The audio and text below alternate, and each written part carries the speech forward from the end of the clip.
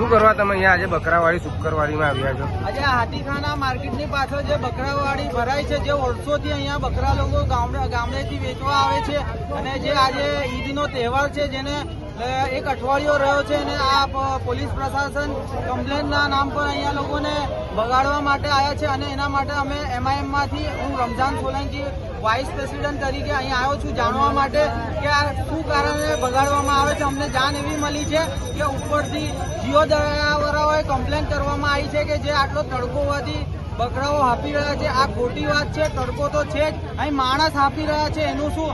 ને જે આ પ્રશાસન આ જે ગાઈડલાઈન બહાર પાડી છે, પહેલે એ જુએ, જે પાંજરાપોળમાં જઈને જુઓ, પહેલા ત્યાંનું ટેન્શન લો, પછી અમને આવીને અહીંયા કહો કે તમારા બકરા હાંફી રહ્યા છે. ત્યાં તમારા ત્યાં ગાયો અને બકરા બધું હાંફી રહ્યા છે. અહીંયા બધા જાનવરો અહીંયા પાંજરાપોળમાં પૂરવામાં આવ્યા છે. વર્ષોથી પાણીથી તરસે છે, ખાવા પીવાથી તરસે છે. તમે એનું ટેન્શન લો, એનું ટેન્શન ના લો. એના ટેન્શન લેવા વાળા દરેક મુસ્લિમ ભાઈ બહેનો અહીંયા ઉભા છે.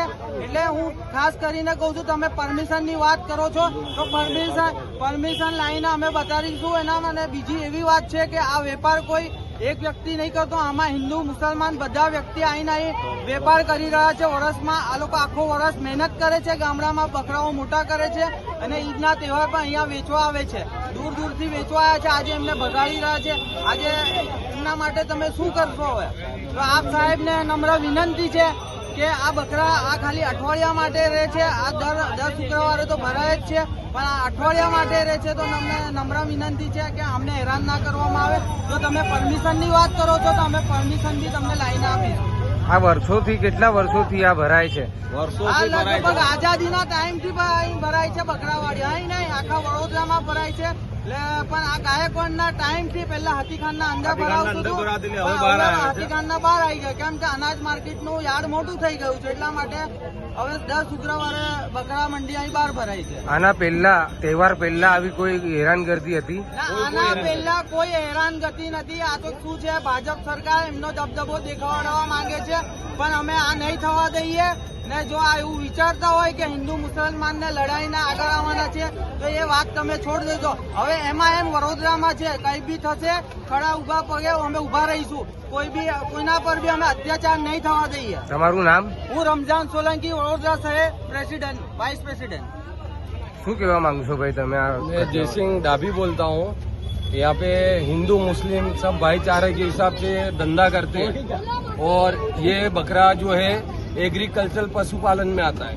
उसके ऊपर इनकम टैक्स भी नहीं लगता है.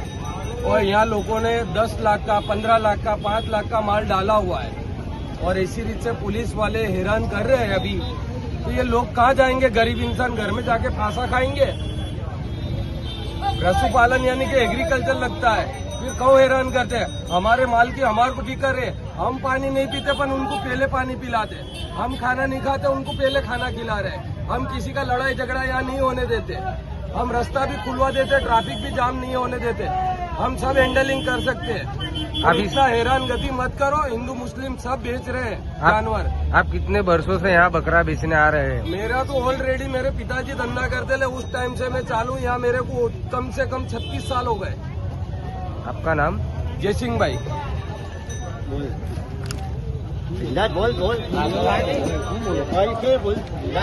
અમે કિસાનવાડી જઈએ છીએ અને અમે પહેલેથી જ બકરા વેચીએ છીએ અને અમારું ઘર ચલાવીએ છીએ. ઊંચા અવાજથી બોલો ભાઈ.